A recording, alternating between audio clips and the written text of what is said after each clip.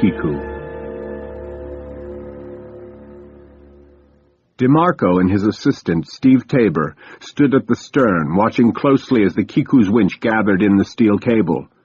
"Slow her down at 1,000 feet, Tabor," instructed DeMarco. "Once we get some resistance, secure the line and we'll tow this bitch in."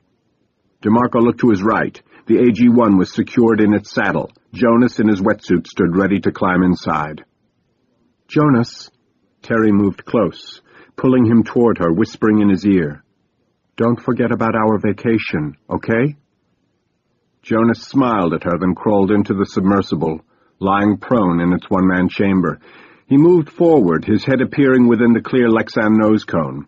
He slipped into the pilot's harness, feeling the sub lift off the deck, swing over the side, then drop into the Pacific. Jonas strapped himself in, absent-mindedly thinking of Terry in her bikini.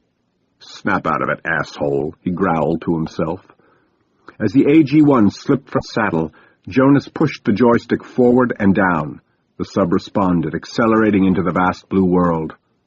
"Jonas, can you hear me?" Masao's voice broke into his thoughts. "Yes, Masao, loud and clear. I'm at 500 feet. Visibility's poor." "Can you see the Meg?" Jonas focused hard. Something was below. He could see a slight glow, but not as big as expected. "Nothing yet. Stand by." Jonas accelerated the submersible, descending at a 45-degree angle. He felt the interior temperature drop. He checked the depth gauge again, 860 feet. Then he saw the Meg. She was suspended, face up, tail dropping out of sight at a sharp angle, unmoving. "Masao, the Meg's out cold. She's gonna drown if we don't get water circulating through her mouth. You've got to tow her immediately. Do you copy?" "Yes, Jonas. Stand by." The Kiku's engines restarted, and a metallic grinding sound reverberated all around Jonas. The line grew taut, and the megalodon jerked upward. Jonas drew his submersible parallel with the megalodon's gills and focused his attention upon the 5 vertical slits. They were closed, not moving, and then, as she moved forward, they began to gradually flutter, flapping gently. The Meg was breathing again, water passing through her mouth and out through the gills. "Good job, Masao. She's breathing. I'm going to secure the harness, but the Meg's too deep to secure within the net. Have DeMarco take in another 500 feet of line very slowly. Let's be careful not to pull the harpoon free." "Stand by, Jonas." Moments passed, and the Meg began rising slowly, pulled from above by the winch. Jonas followed her up, marveling at the size of the creature, her beauty, her savage grace.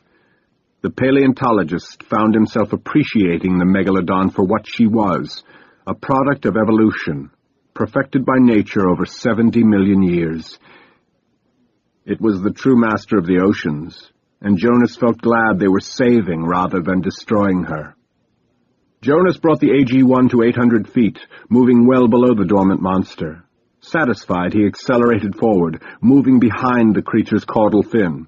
"Masao, I'm in position. Inflate the harness." "Here we go, Jonas." The net sprang to life, rising upward, conforming to the contours of the megalodon. The 42,000-pound monster rose, releasing most of the tension from the harpoon. "That's good. That's enough," yelled Jonas. "That's excellent, Masao. We don't want her too shallow. I'm coming aboard." "Wait, Jonas. Before you surface, Captain Barr is requesting you check the damage to the ship's hull." "No problem. Stand by." Jonas accelerated in a tight circle below and around the captive female. He was feeling giddy, extremely pleased with his plans, anxious to get back on board and talk with Terry. And then he saw the hull. "It's about 8 to 9 feet wide," explained Jonas, describing the hole created by the megalodon's collision with the Kiku. The ship had taken on a tremendous amount of water, and was now listing at a 15-degree angle to starboard. "That's only the beginning, Masao," said Leon Barr. "We sealed off the forward compartment, but the damn port screw's all bent out of shape." "Will we sink?" asked Masao. Barr contemplated the question. "No. Watertight compartments will keep the damage isolated for now, but we don't want to push her. Pulling that monster out there, that's a lot of drag, lots of work for one screw. The Kiku's going to have to crawl home." "How long until we arrive at the lagoon, Leon?" asked DeMarco. Let me see. It's just after 7.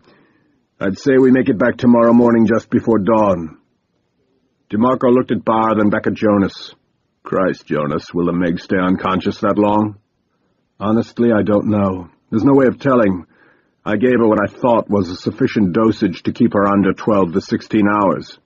Can we inject her again? Asked Masao. Maybe wait until she's been under a good 10 hours, then shoot her up. She'll die, said Jonas matter-of-factly. You can't keep an animal this size under for so long without permanent damage to her nervous system. She'll need to come around and breathe on her own, or she'll never regain consciousness. Masao, let me make a suggestion, offered Jonas. The cardiac monitor should warn us if the Meg is coming around. But just in case, let me go back down in the AG-1 and keep a watch on our friend. If she appears to be waking up, we'll release the line and get out of here. If we're not already in the lagoon, we'll be damn close. Without the additional weight of the Meg, we should be able to make it in fairly quickly. What happens when the megalodon wakes up? Asked Masao. She'll have a bad hangover and she'll be pissed off. I wouldn't be surprised if she followed us right into the lagoon. Chased us is more like it, added DeMarco. And what about you? Asked Terry. In the AG-1, Jonas said, smiling. I'll probably be safer than you guys. Masao thought it over. Okay, Jonas. You'll take the Abyss glider out in the early morning and keep an eye on our fish. DeMarco, you take the first watch on the cardiac monitor. Any changes, you call Jonas right away. Masao stopped, listening to the thunder rumbling in the distance. Is that a storm moving in? Mac stepped into the CIC, his copter having just landed on deck. No, Masao. That's the sound of helicopters, news choppers, 5 of them to be exact, with more coming. I'd say it's going to be mighty crowded around here by dawn. Frank Heller paused from his work, looking up at the television for the 4th time in the last hour to watch the latest news update. 200 feet below us, lying in a comatose state, is the 60-foot prehistoric megalodon, a monster that is responsible for at least 24 gruesome deaths over the last 30 days. From our view, one can clearly see the creature's snowy white hide, glowing under the reflection of the full moon. At her present speed, the heavily damaged Kiku is expected to reach the entrance of the Tanaka Lagoon sometime before dawn. Channel 9 News will be keeping a vigil all night, bringing you the latest from this breaking story.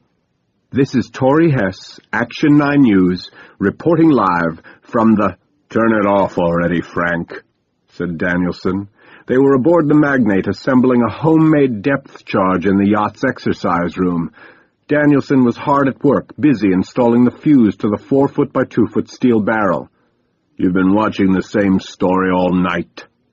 "You asked me to find out how deep the Meg is," answered Heller in his defense. "Did you expect me to swim out with a tape measure?" "So tell me," Danielson looked up from his work, "how deep is that bitch?" "From the camera angle, I'd guess about 150 to 200 feet down. What kind of range will your depth charge have?" "Plenty. The fuse should have no problem lasting to that depth. As for the charge itself, I've added a generous amount of amatol, which is rather primitive but highly explosive. Believe me, Frank, there's enough power here to fry that fish. The difficult part will be getting close enough to accurately drop the charge onto the monster. We'll have to rely on Harris for that. Where is he, anyway?" "Up on deck," answered Heller. "Have you noticed that the guy doesn't sleep at night?" "Yeah, I noticed.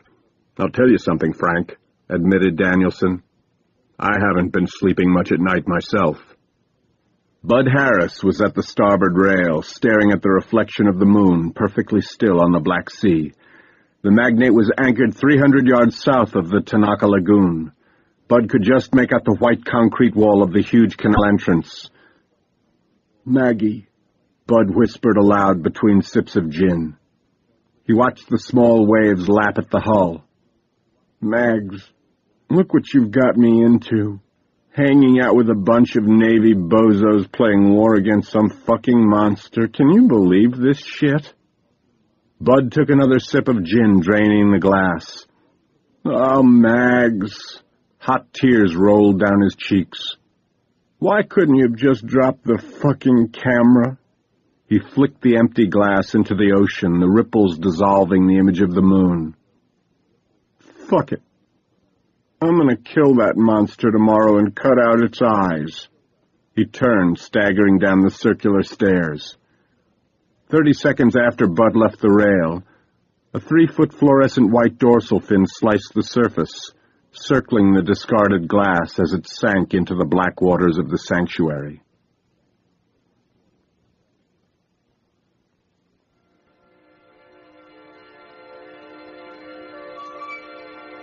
Jonas opened his eyes, his internal alarm clock going off moments before his watch. He was still in the lounge chair with Terry snuggled against his chest under the wool blanket, keeping him warm. Gently he stroked her soft hair with his calloused fingertips. She stirred.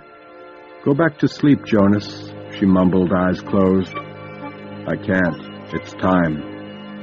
"I'm jealous. You'd rather spend time with that other female, huh?" "Come on. Stand up, girl."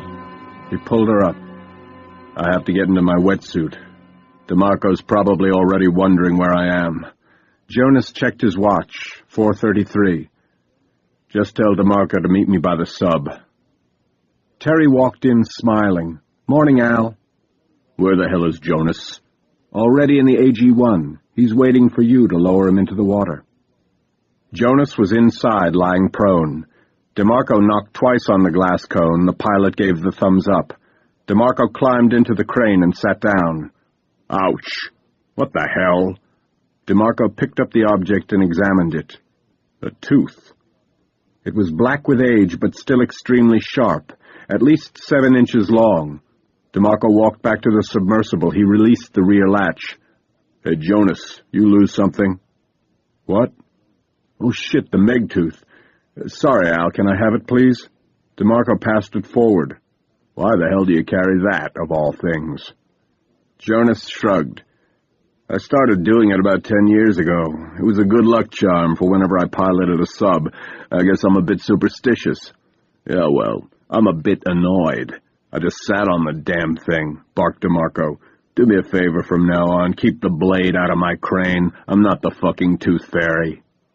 "Sorry." DeMarco slammed the hatch closed, returned to the crane, and lowered the AG-1 into the Pacific. They had been waiting all night, anchored close to shore, a congregation of followers gathered as if summoned by the creature itself. Some were scientists, most were tourists and thrill-seekers, apprehensive, yet prepared to face the risks in order to be a part of history. Their transports varied in size from wave runners to yachts, from small outboards to larger fishing trawlers. Every whale-watching company within a 50-mile radius was represented, their rates sufficiently inflated for the event. Over 300 camcorders, batteries charged and cassettes loaded, stood ready. André Dupont leaned against the rail of the 48-foot fishing trawler, watching through binoculars as the gray haze of the winter sky grew lighter across the horizon. He could just make out the bow of the Kiku, still a good mile northwest of the canal entrance. He walked back toward the cabin. "Etienne, she's close now," Dupont whispered to his assistant. "How close will our captain bring us?" Etienne shook his head. "Sorry, André. He refuses to leave the shallows with a monster so close.